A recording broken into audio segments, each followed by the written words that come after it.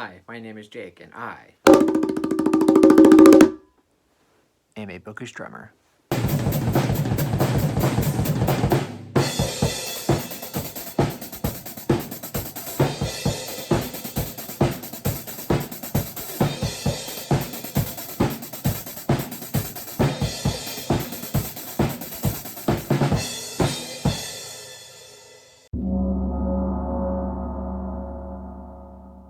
So for this video, I will be going over the best books that I read in the year 2022. Now, I'm not necessarily going to be doing a top 10 list because for like the best books of the year, I read so many genres that it's really hard to compare like a thriller versus a fantasy versus a horror, sci-fi. So instead what I'm going to do, not doing a top 10 list, I'm going to pick my favorite books from each genre that I've read in 2022. So basically what I'm going to do is pick my favorite from each genre, also with a runner-up. And for a lot of these, it was easy enough to do, but for some of them, like thriller, for example, I read a ton of great thrillers. It was really hard to narrow down just two of them.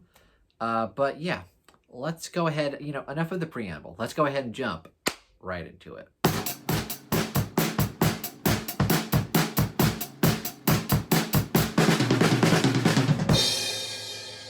Let's go ahead and start with some fantasy. Now, I read some pretty damn good fantasy books this year. Although a lot of my fantasy reading has been through rereads, I did manage to read some new to me books in 2022.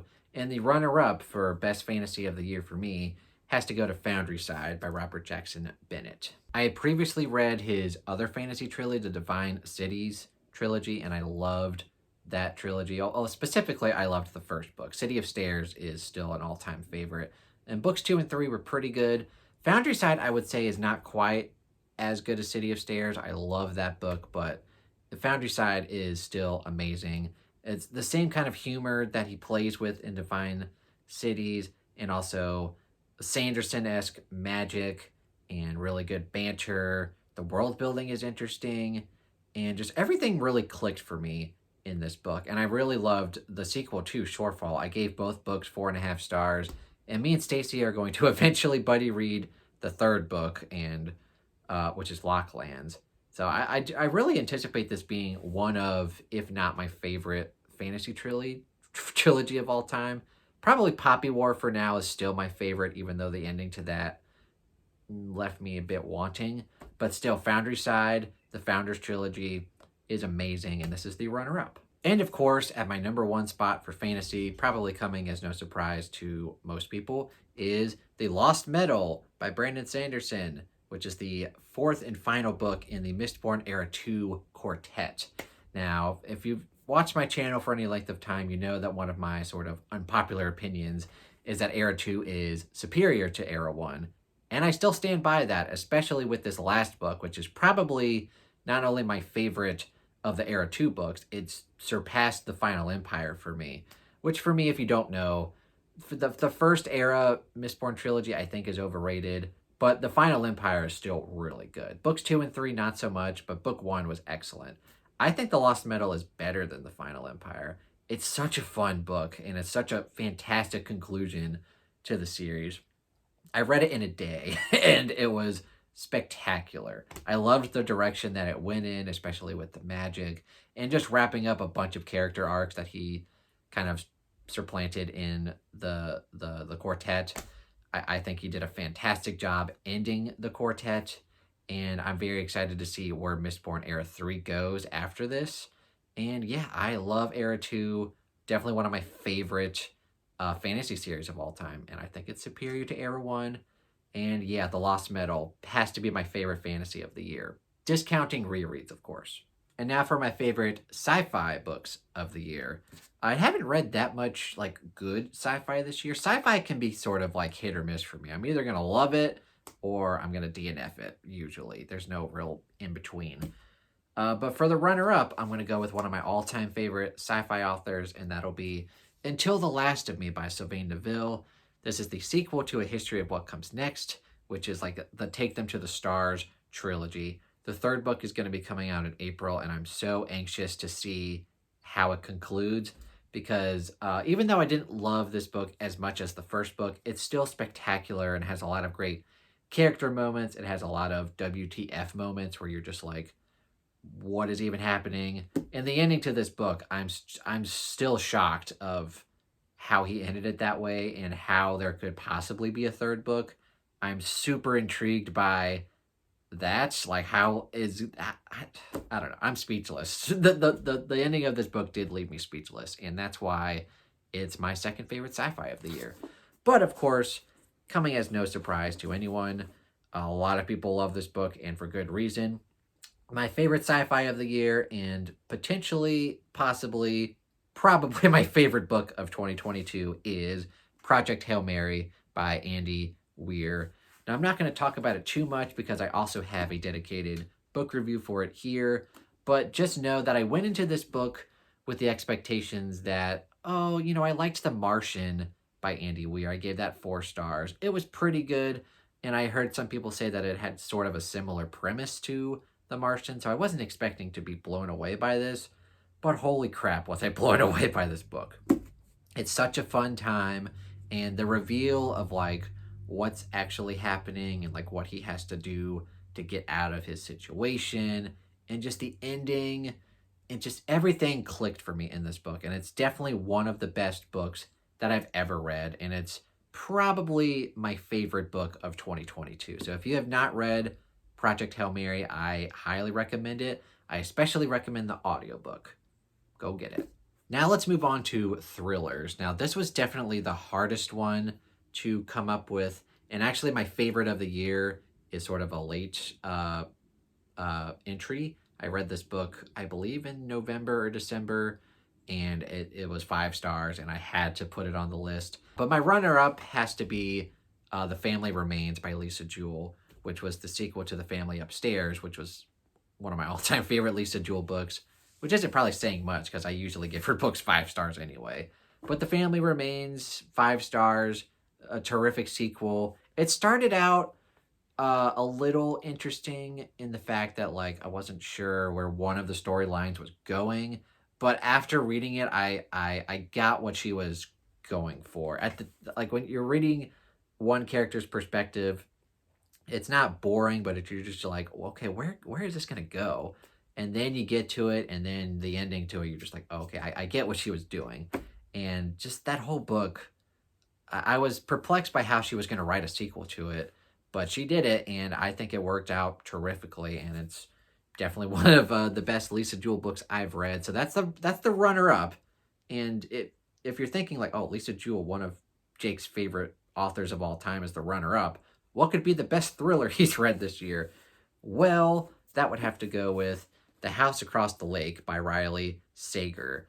Now, of course, this makes my girlfriend Stacy very happy because this was one of, if not her favorite books that she read in 2022.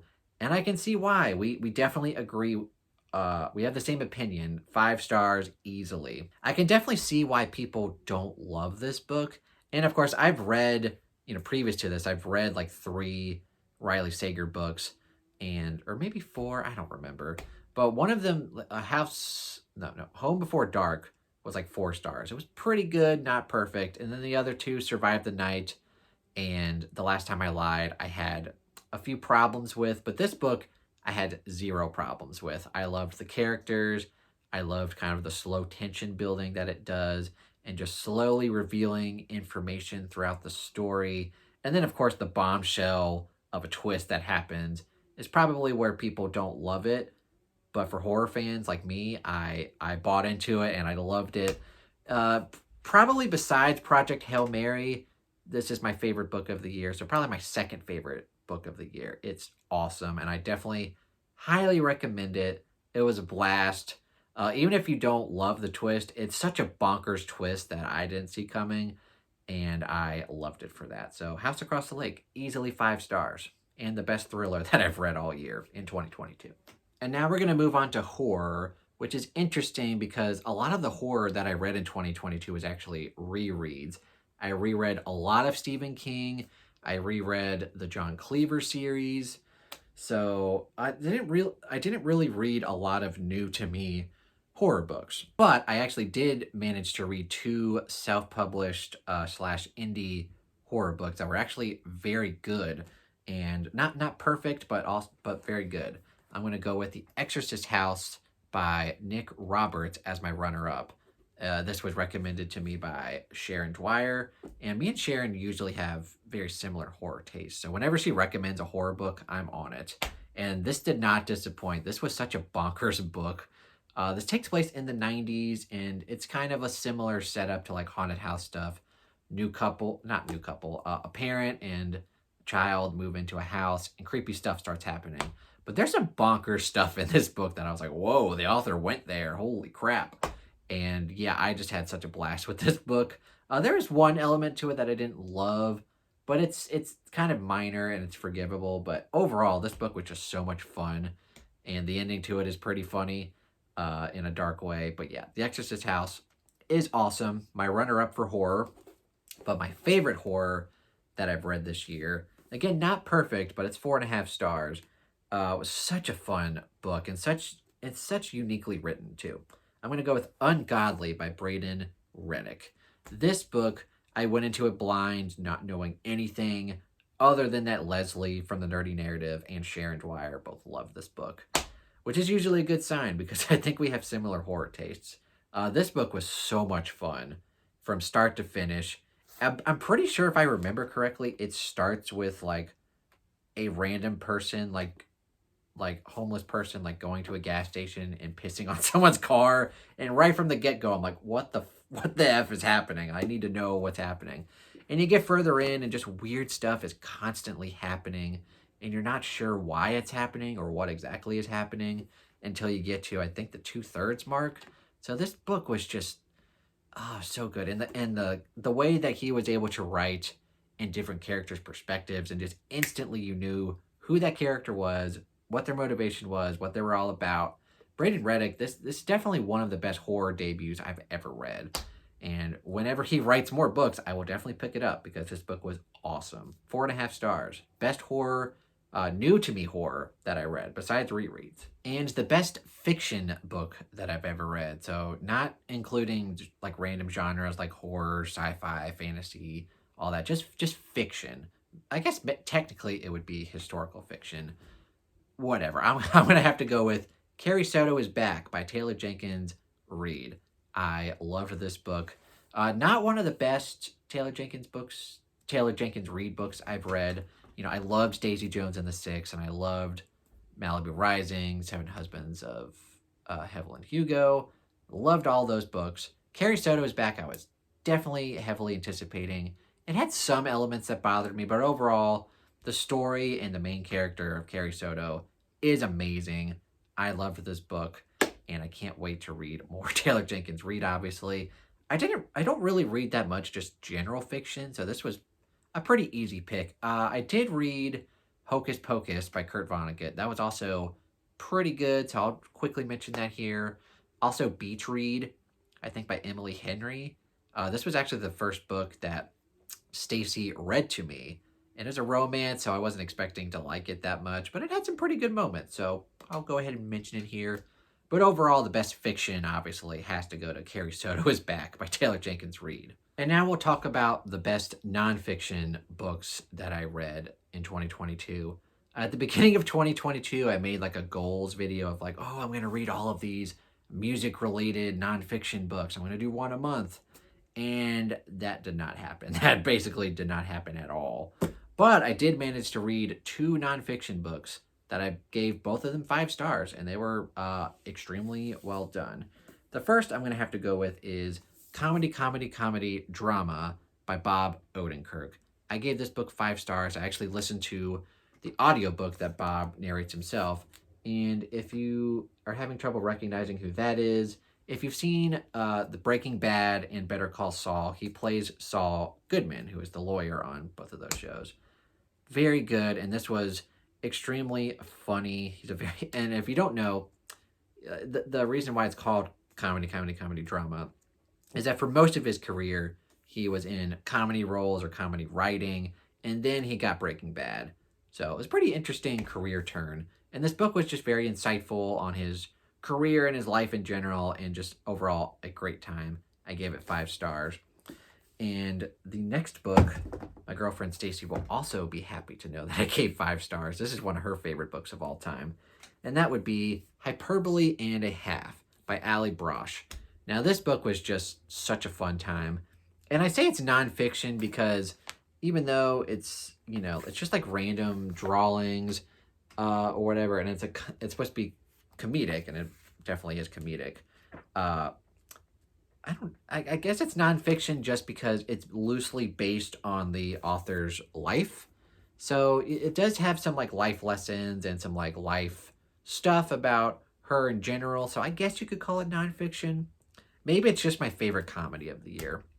Either way, I gave it 5 stars. I read this and just laughed out loud so many times. I can definitely see myself rereading this a bunch. And it's very, even though it looks a little chunky, it's all just pictures and just not very many words on the page. So I can get through this in like a couple hours probably. It's hilarious, and I had a great time reading this. So definitely one of the best books I read in 2022. 5 stars. And now moving on to best YA or middle grade books. Again, I don't really read a lot of these, but probably coming as no surprise to anyone, I love Jordan Sonnenblick, who is the author of Drums, Girls, and Dangerous Pie. I've reread that book shit ton of times, and I've read a few of his other books, and they're great as well. And he actually did have 2 books that came out in 2022, and that would be The Boy Who Failed Show and Tell, and also The Boy Who Failed Dodgeball. Both of these books were excellent, but this one I think is slightly superior. The Boy Who Failed Show and Tell. This is loosely based on the author's life in, I think, elementary school or middle school. Either way, it was very fun, very charming. And of course, he has drumsticks, so he's a little drummer boy. And yeah, this book was just so much fun. And I think I read this at a time where I just needed like a really fun book to read, and it definitely lifted my mood up. And yeah, it's just a blast. Like, I love Jordan Sonnenblick, and I still have more books to read from him that I'll be reading this year. So whenever I do my top 2023 books, I'm sure one of his books will pop up in the middle grade category. But yeah, like I said, I don't read a lot of young adult or middle grade, but man, Jordan Sonnenblick is the best in my mind. And of course, since this is a Stephen King channel, it feels weird to not mention a Stephen King book. But the 2 books that he came out with this year, I really did not enjoy. Gwendy's Final Task, I thought was not very good and forgettable. And then Fairy Tale was one of the biggest disappointments of the year, which that video will also be coming out soon. My biggest, or the worst and most disappointing books of 2022 for me. That video will probably come out after this one.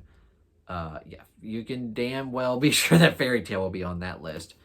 But I did manage to reread a crap ton of Stephen King books, and probably my favorite reread of King. And I had some great ones, like Revival and Dolores Claiborne, like elevated both of those books to 5-star status and top tier Stephen King status. But of course, my favorite reread has to go to The Dead Zone, which is my all-time favorite Stephen King book. And this is actually the only time I've reread the book. I read the book several years ago and just never got around to rereading it because I was trying to read new to me Stephen King books. But for the October Stephen King readathon that we did on my Discord channel, I had a blast reading this. And of course, this was the prompt that got people the most points. And it was such a fun time reading this book. It's still my favorite Stephen King book after rereading it. So that's probably my favorite Stephen King book that I've read in 2022. I also want to quickly mention some honorable mentions that didn't make my favorite genres of the year. One of those would be Blackstone Heart by Michael R. Fletcher. Definitely one of the best fantasy books that I've read. And also, I will be finishing the series sometime this year. I think I'm going to be rereading books 1 and 2 before I jump into an Into Sorrow, so I can like get a full picture of the trilogy as a whole. And also, one of the best sci-fi books that I read was Cage of Souls by Adrian Tchaikovsky. Just missed the mark for being runner-up, but it goes to Sylvain Neville. Cage of Souls and Adrian Tchaikovsky in general, just really interesting writing. He just does such a good job of coming up with interesting premises. So yeah, Cage of Souls. Also, The Girl Who Outgrew the World by Zoe Stage, one of my all-time favorite horror authors. This isn't really horror, but it does have horrific moments, and the ending wasn't great, but overall, the book and the novella as a whole was also very good, 4 stars. And then, like I mentioned, I've read so many great thrillers this year, including Confessions by Kanae Minato. Fantastic book, 4.5 stars. The Escape Room, one of the best endings to a thriller that I've ever read. And then I also have The Passengers, which just overall is a fantastic thriller. The main reason why it doesn't make the cut is because of the ending. A little convoluted, but overall fantastic. So those are just some honorable mentions that didn't quite make the cut. All right, so those are the best books that I've read in 2022. Overall, I had a fantastic reading year. I did have some duds, and overall, I did way more rereading than I would have liked. But hopefully, I will reprimand that in 2023 and read a lot of fantastic, new to me books.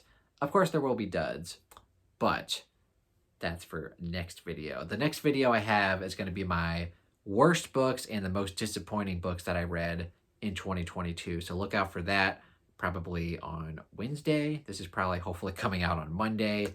So look forward to that. And also, what did you guys think of my list? Do you agree with me that some of these books are the best books, or do you completely disagree with me and think some of these books are awful? Either way, let me know your opinion down in the comments below. And of course, if you enjoyed this video, please give it a thumbs up and consider subscribing to the YouTube channel and the Book Astronomer Discord. And if you'd like to further support me, go check out my Patreon page. I also have my Amazon wishlist if you'd like to purchase me a book. Thank you guys so much for watching and have a fantastic day.